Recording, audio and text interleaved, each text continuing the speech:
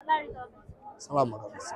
Bana, Young Africans imesafiri kuelekea kule Algeria. Mchezo wake wa pili kwenye ligi ya mabingwa Afrika dhidi ya JS Kabylie. Ni wapinzani wa namna gani pengine tunaona Young Africans wafanye vizuri? Yanga ameanza vizuri na naamini namna ambavyo walianza inawapa nguvu na morali kuelekea katika mchezo huu, kwa sababu wanakutana na mpinzani ambaye ametoka kupoteza, lakini pia ukiangalia hata kwa daraja la ubora sio wapinzani tishio sana.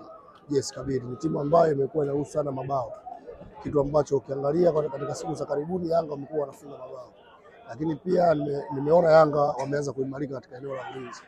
Kwa hiyo kwa mtazamo wangu haiwezi kama mechi nyepesi kwa timu zote mbili, lakini naona namna gani ambavyo Yanga anaweza akatumia pressure ambayo JS Kabylie wanayo na kupata matokeo mazuri. So mimi nina imani kubwa Yanga anaweza kufanya vizuri katika mchezo huu.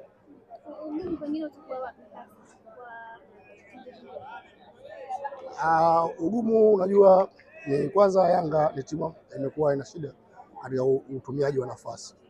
Sasa unajua katika michezo kama hii kuna wakati utalazimika kwamba kuna wakati unapata nafasi chache na utakiwa usitumie. So kile kilichotokea kwenye mchezo kwa mfano dhidi ya FAR Rabat inawezekana kisitokee katika mchezo wa JS Kabylie, kwa maana ya kwamba inawezekana nafasi zisitengenezwe nyingi. Kwa hiyo hapa ndio wasiwasi wangu ambao upo kwa Yanga, kwamba nafasi ambazo wanatengeneza sio nyingi.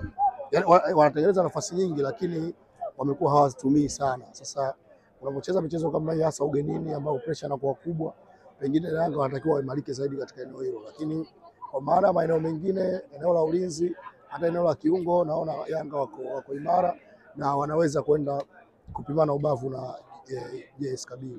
Lakini anawapa nguvu na morali mara baada ya kupata ushindi wa kwanza nyumbani dhidi ya FAR Rabat na mpinzani wake akiwa mpoteza mchezo wa kwanza dhidi ya Ahly. Unajua ushindi katika mchezo wa kwanza dhidi ya FAR Rabat ni motivation tosha kwa wachezaji wa Yanga, lakini kumbuka kwamba baada ya kumalizana na JS Kabylie, Yanga na michezo miwili dhidi ya Al Ahly. Mchezo atacheza away, kuna mchezo atacheza hapa nyumbani. Sasa ni wakati mwingine hii pia nao ni motivation, kwa maana kwamba unahitaji kupata ushindi katika mchezo kama huu, kwa sababu huwezi jua Al Ahly atakujaje au Al Ahly atapata matokeo gani katika mchezo ambao unafuata hivi sasa. Na timu kama Ahly ni timu ambayo inaweza kukompiti na mpinzani yote katika hali yoyote. Kwa hiyo kabla hujakutana naye, maana unatakiwa uhakikishie kwanza umekusanya pointi za kutosha, ili chochote kitakachotokea against Al Ahly uwe tayari ulishajiandaa kisaikolojia. Ndio maana naona kwamba ukitazama hata namna ambavyo Yanga wamekwenda na msafara mkubwa, wanaonekana kabisa wamejipanga kwa ajili ya kuhakikisha wanapata pointi katika mchezo huu. Ndio maana naamini kwamba ni mchezo mgumu of course, na ni mchezo ambao pengine unaweza ukawa wa ushindani mkubwa, lakini bado naona wakilishi wetu wa Tanzania Yanga wana nafasi kubwa ya kupata pointi 3, na kama sio pointi 3 basi angalau hata sare.